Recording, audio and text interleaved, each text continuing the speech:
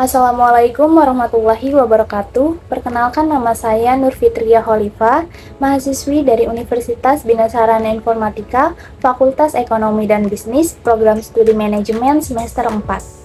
Video ini dibuat untuk memenuhi dan menyelesaikan tugas mata kuliah penganggaran perusahaan dengan dosen pengampu Bapak Andri Rizko Yulianto SEMM. Pada kesempatan kali ini, saya akan mempresentasikan tugas menganalisa studi kasus yang berjudul Analisis Proses Penganggaran Perusahaan dan Pengelolaan Dana CSR, serta dampaknya terhadap peningkatan citra perusahaan. Studi kasusnya di PT PLN Persero, Distribusi Bali, Area Bali Utara. Langsung saja kita masuk ke sesi selanjutnya, yaitu sesi pembahasan. Pokok bahasan yang akan dipaparkan yang pertama adalah latar belakang, kedua tujuan, ketiga manfaat, empat metode penelitian, kelima hasil dan pembahasan, dan keenam yaitu kesimpulan. Pertama yaitu ada latar belakang. Penelitian ini dilakukan untuk menganalisis proses penganggaran dan pengelolaan dana Corporate Social Responsibility atau CSR, serta dampaknya terhadap peningkatan citra perusahaan di PT PLN Persero, Distribusi Bali, Area Bali Utara. CSR merupakan kewajiban perusahaan di Indonesia yang diatur dalam Undang-Undang Nomor 25 Tahun 2007 tentang penanaman modal dan Undang-Undang Nomor 40 Tahun 2007 tentang perseroan terbatas.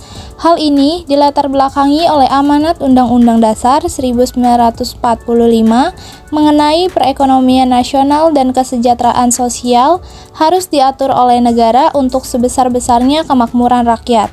CSR bertujuan untuk memberikan kontribusi sosial dan lingkungan sebagai bagian dari tanggung jawab perusahaan terhadap masyarakat sekitar. Selanjutnya yaitu ada tujuan dan manfaat. Tujuan dari penelitian ini yaitu untuk mengetahui proses penganggaran dan pengelolaan dana CSR serta dampak dari kegiatan CSR di perusahaan. Dan yang kedua ada manfaat. Manfaat dari penelitian ini yaitu memberikan pemahaman mengenai proses penganggaran dan pengelolaan dana CSR serta bagaimana hal tersebut mempengaruhi citra perusahaan.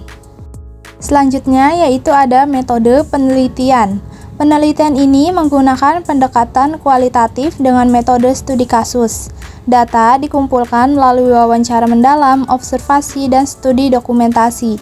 Lokasi penelitian adalah di PT PLN Persero Distribusi Bali, Area Bali Utara, Singaraja, Buleleng.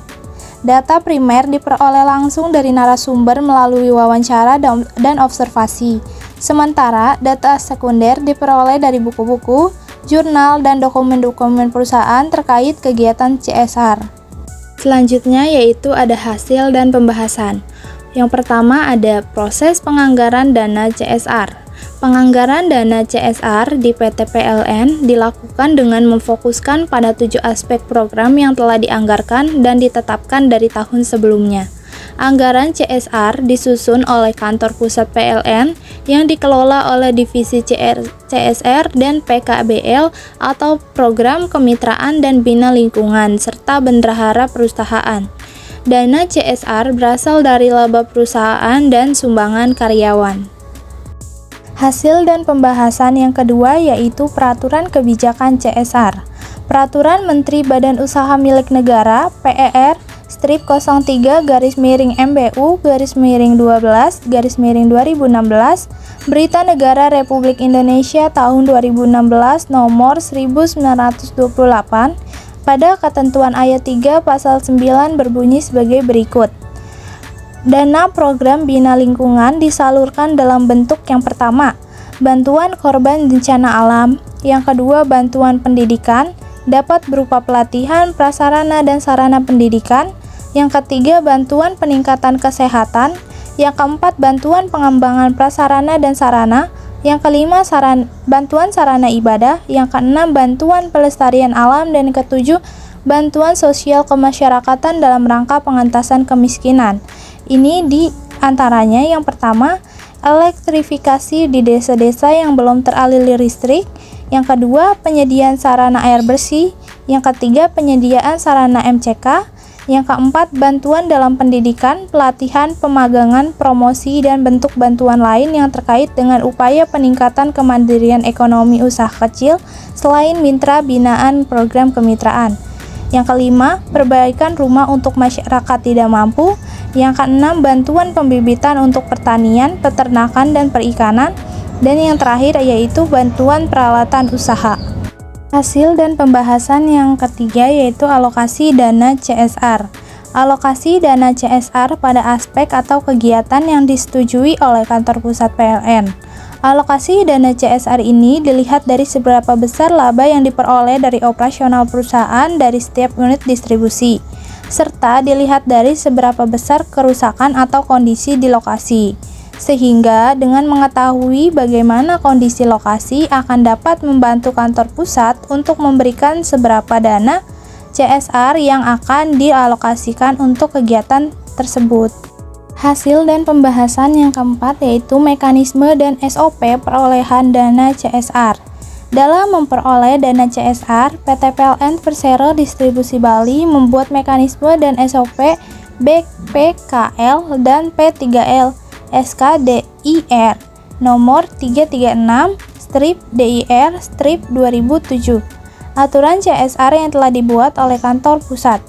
Berikut aturan atau prosedur untuk mendapatkan bantuan dana CSR dari perusahaan, yaitu yang pertama, dengan mengajukan surat permohonan atau proposal dari masyarakat atau lembaga atau tim pengelola atau panduan program surat permohonan. Yang kedua, dokumen survei dan evaluasi kelayakan serta evaluasi persetujuan program. Yang ketiga, perjanjian kerjasama antara PLN dengan penerima manfaat atau surat komitmen. Yang keempat, kwitansi bantuan dan berita serah terima bantuan antara PLN dengan penerima manfaat. Hasil dan pembahasan yang kelima yaitu pengelolaan dana CSR. Pengelolaan dana CSR dilakukan dengan cermat untuk memastikan dana yang telah dianggarkan digunakan secara efisien dan efektif.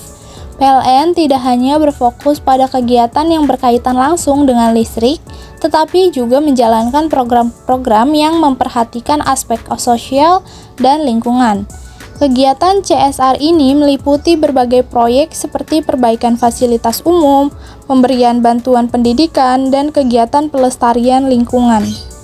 Hasil dan pembahasan yang keenam yaitu mengenai dampak kegiatan CSR terhadap citra perusahaan. Implementasi kegiatan CSR oleh PT PLN Distribusi Bali Area Bali Utara terbukti meningkatkan citra perusahaan di mata masyarakat. Melalui kegiatan-kegiatan sosial yang dilakukan, PLN mampu membangun hubungan baik dengan masyarakat. Selain itu juga dengan adanya kegiatan ini, pemerintah mengapresiasi PLN karena telah melakukan CSR dengan sangat baik. Sejumlah apresiasi diterima oleh PT PLN Distribusi Bali dari pemerintah Kota Denpasar atas kontribusi terhadap Kota Denpasar dan penghargaan dari DPD RI Utusan Provinsi Bali kategori Gold Award dalam acara penganugerahan BUMN CSR. Yang terakhir yaitu kesimpulan dari studi kasus di PT PLN Distribusi Bali Area Bali Utara menunjukkan bahwa implementasi CSR yang baik dapat memberikan banyak manfaat, baik bagi perusahaan maupun masyarakat sekitar. Dana CSR yang berasal dari laba perusahaan dan sumbangan karyawan dikelola untuk berbagai program sosial yang berdampak positif terhadap citra perusahaan. Penganggaran dan pengelolaan dana CSR yang dilakukan secara efektif tidak hanya memenuhi kewajiban perusahaan, tetapi juga berkontribusi pada peningkatan citra dan reputasi perusahaan. Kedepannya, perusahaan perlu terus mengembangkan program CSR yang inovatif dan berkelanjutan untuk menjaga hubungan baik dengan masyarakat dan mendukung pembangunan sosial dan lingkungan yang berkelanjutan. Sekian presentasi dari saya. Besar harapan semoga materi yang telah saya sampaikan dapat bermanfaat dan menambah wawasan. Mohon maaf apabila ada kesalahan kata, baik yang disengaja ataupun tidak, dan terima kasih kepada semua yang sudah menyimak. Akhir kata dari saya, wassalamualaikum warahmatullahi wabarakatuh.